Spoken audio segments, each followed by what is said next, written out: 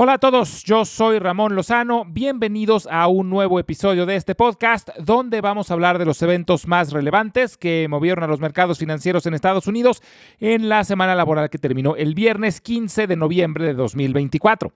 En la empresa de la semana vamos a hablar sobre Nvidia y en la sección educativa vamos a hablar sobre Jensen Huang.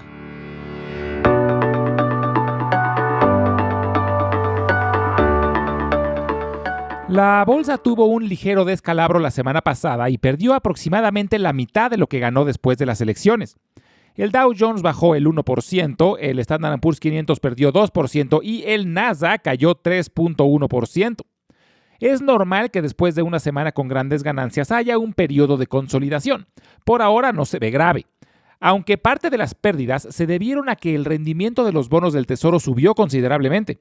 Los bonos a 10 años llegaron a tener un rendimiento por arriba del 4.5%. Esto muestra preocupación entre los inversionistas sobre el futuro de la economía. Empieza a permear el nerviosismo sobre las posibles repercusiones de las promesas de Trump, sobre todo las relacionadas a los aranceles generalizados a todas las importaciones que pueden reavivar la inflación. Precisamente fue la inflación uno de los temas más relevantes de la semana, ya que se reportó el índice de precios al consumidor o CPI y aunque estuvo en línea con las expectativas, mostró un muy ligero incremento comparado con el mes anterior. El índice de precios de productores o PPI de igual forma mostró un ligero incremento. A esto se sumó el comentario de Jerome Powell, presidente de la Fed, que en una conferencia de prensa comentó que no tiene prisa por seguir bajando las tasas de interés. No solo porque la inflación no ha llegado a su objetivo, sino también porque el mercado laboral sigue muy robusto y la economía en general ha dado muestras de fortaleza. Una de esas muestras de fortaleza fue el reporte de ventas al menudeo del mes de octubre, que superó las expectativas. Esta es una señal muy positiva, ya que recordemos que más de 2/3 partes de la economía de Estados Unidos está relacionada con el consumo. En temas microeconómicos tuvimos reportes muy interesantes. Uno de los mejores de la semana fue el de Disney, que llevaba ya un buen rato siendo castigada por los inversionistas después del fiasco que tuvo con el cambio de director general hace 2 años. Pero este trimestre Disney no solo reportó mejor de lo esperado, sino que además pintó un panorama muy positivo para el próximo año. También reportó que la rentabilidad de su plataforma digital Disney Plus está mejorando. Sus acciones brincaron con el reporte y aunque aún están muy lejos de sus máximos alcanzados en 2021, regresó el optimismo a esta empresa. Las acciones de Shopify, la empresa de comercio electrónico, brincaron más del 20% después de que sus utilidades prácticamente se duplicaron. Fue una de las empresas que mejor desempeño tuvo durante la pandemia, pero también de las más golpeadas durante el bear market de 2022. Spotify, la plataforma digital de música, también tuvo un reporte muy bueno. En general, las empresas que tienen servicios de suscripción han tenido buenos resultados y Spotify es la líder de los servicios de suscripción de música y podcasts. Cisco Systems regresó a la senda del crecimiento, principalmente ayudado de un aumento de órdenes provenientes de Asia y Europa. Su compra reciente de Splunk también está rindiendo frutos. Home Depot también reportó y aunque sus utilidades cayeron 1%, esto estuvo mejor de lo esperado. Home Depot es muy susceptible a las tasas de interés, sobre todo las de largo plazo, que son de las que dependen las hipotecas. Se espera que ahora que la tendencia es que las tasas bajen, Home Depot sea muy beneficiada. Las acciones de Cava, la cadena de restaurantes de comida mediterránea, también brincaron con su reporte. Subieron más de 16% después de que mostraron que sus ventas en las mismas tiendas subieron considerablemente. Los inversionistas andan en búsqueda de una empresa que pueda replicar el éxito que ha tenido Chipotle Mexican Grill y Cava parece ser una buena candidata.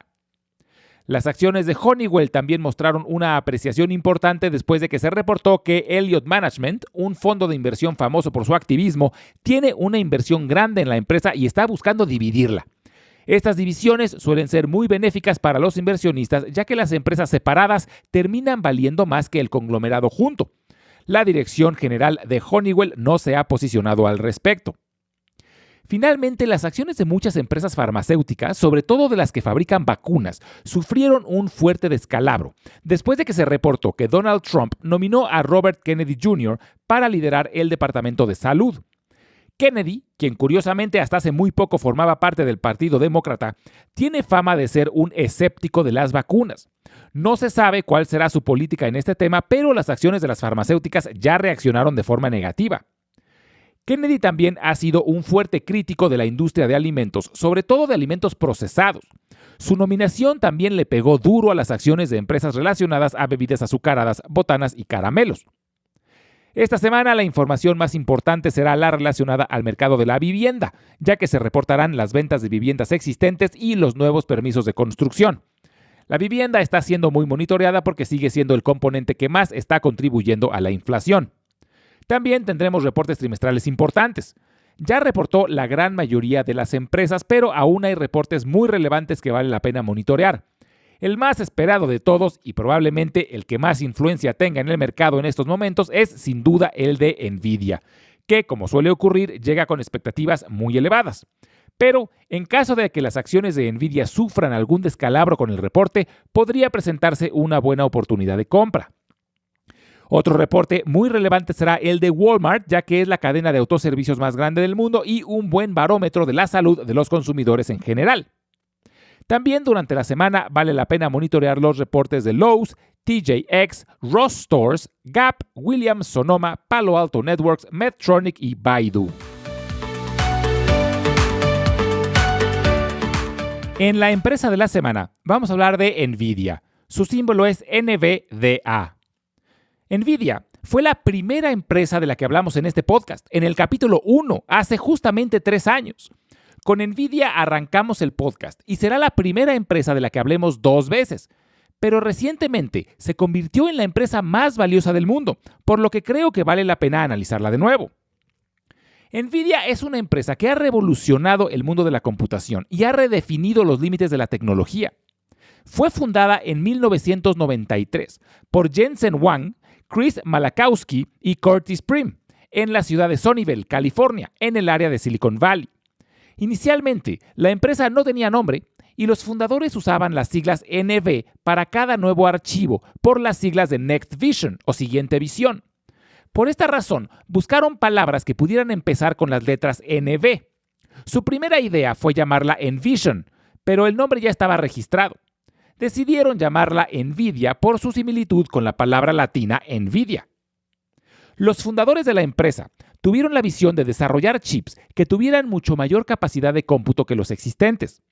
Escogieron diseñar chips especializados para procesamiento de gráficos e inicialmente se enfocaron en el mercado de los videojuegos, debido a que el nivel de procesamiento de video requerido para los videojuegos es muy grande, además de que ya existía un mercado al cual podían venderle la tecnología.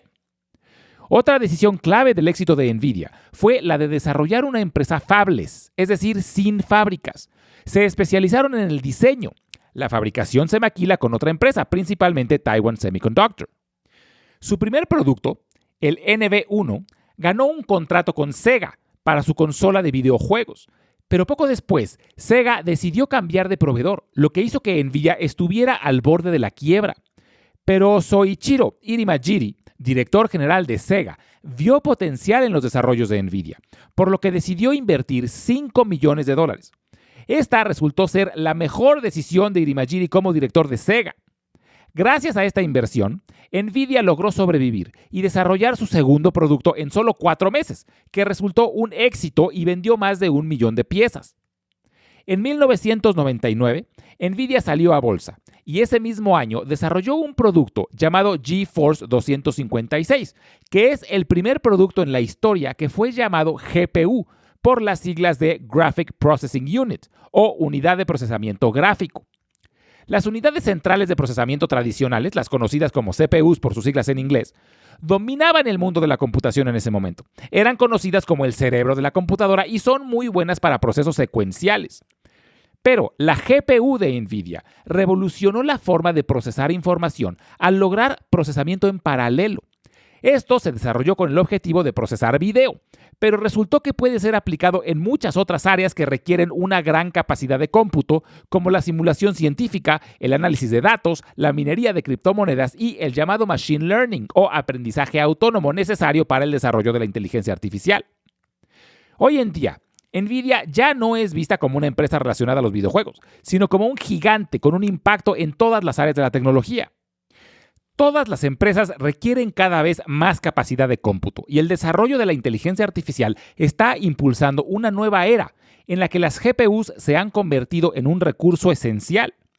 La arquitectura paralela de las GPUs de NVIDIA ha demostrado ser ideal para entrenar modelos de inteligencia artificial, lo que ha llevado a la compañía a consolidarse como el líder en esta área. La capacidad de NVIDIA para anticipar la demanda de cómputo masivo y la tendencia hacia la inteligencia artificial generativa la posicionó estratégicamente para el futuro e impulsó sus acciones a nuevos máximos que la convirtieron estos últimos días en la empresa más valiosa del mundo, desbancando a Apple.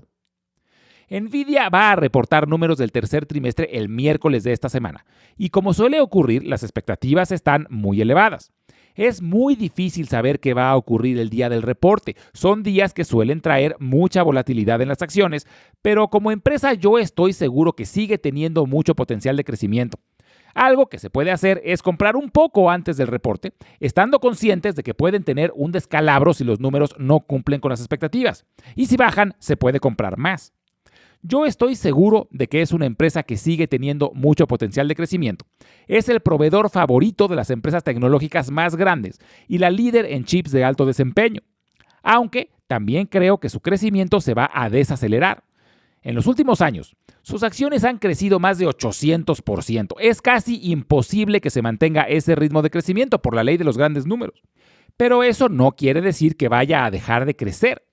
También creo que existe la posibilidad de que tenga alguna corrección. Los últimos 2 años han sido muy buenos para la bolsa en general y NVIDIA ha sido de las más beneficiadas. Pero en caso de que el mercado tenga alguna corrección importante, es probable que NVIDIA también tome un respiro. Pero en ese momento vale la pena recordar que es una de las mejores empresas del momento para poder aprovechar alguna oportunidad.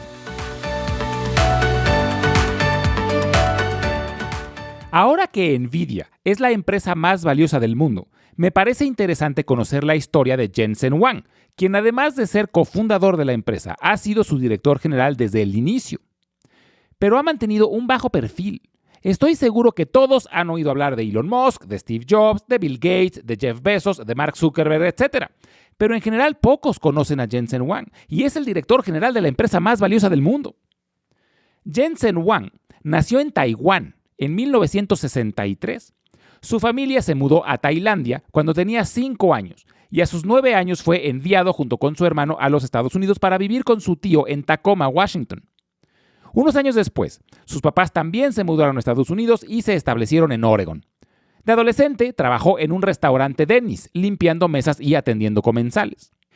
Posteriormente, Huang estudió ingeniería electrónica en la Universidad de Oregon State y luego hizo su maestría también en ingeniería electrónica en la Universidad de Stanford. Después de graduarse, trabajó en LSI Logic y luego como diseñador de procesadores para AMD. En 1993, cuando tenía 30 años, junto con Chris Malachowski y Curtis Prim, fundó NVIDIA y se convirtió en presidente y director general de la recién creada empresa.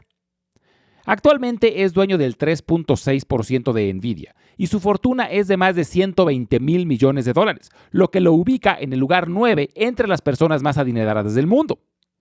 En su vida personal, Jensen está casado con Lori Mills, quien fue su compañera de laboratorio en la Universidad de Oregon State. Tienen 2 hijos, Spencer y Madison, ambos trabajan en NVIDIA. Jensen Huang ha sido un líder visionario que anticipó el papel de la computación de alto desempeño y ha sido en NVIDIA el motor que impulsa algunas de las tecnologías más revolucionarias de la actualidad. A pesar de sus logros monumentales y de haber posicionado a NVIDIA como una empresa líder a nivel mundial, Huang ha mantenido un perfil relativamente bajo en comparación con otros gigantes tecnológicos. Prefiere dejar que los resultados hablen por sí mismos y enfocar la atención en la innovación constante de la compañía.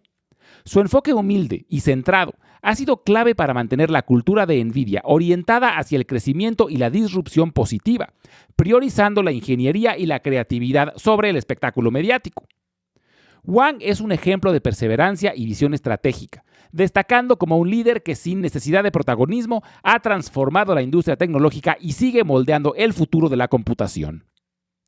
Como siempre, les recuerdo que todas las transcripciones las estaremos subiendo al blog que se encuentra en Substack, al que pueden acceder directamente desde la página www.ramonlog.com. También los invito a visitar nuestro canal de YouTube, donde estaremos subiendo los audiogramas y videos educativos. En YouTube los pueden encontrar como Invertir en la Bolsa Podcast. Finalmente les dejo mi correo electrónico por si tienen alguna duda, comentario o sugerencia, es ramonlog@yahoo.com. Muchas gracias y nos escuchamos en el próximo episodio.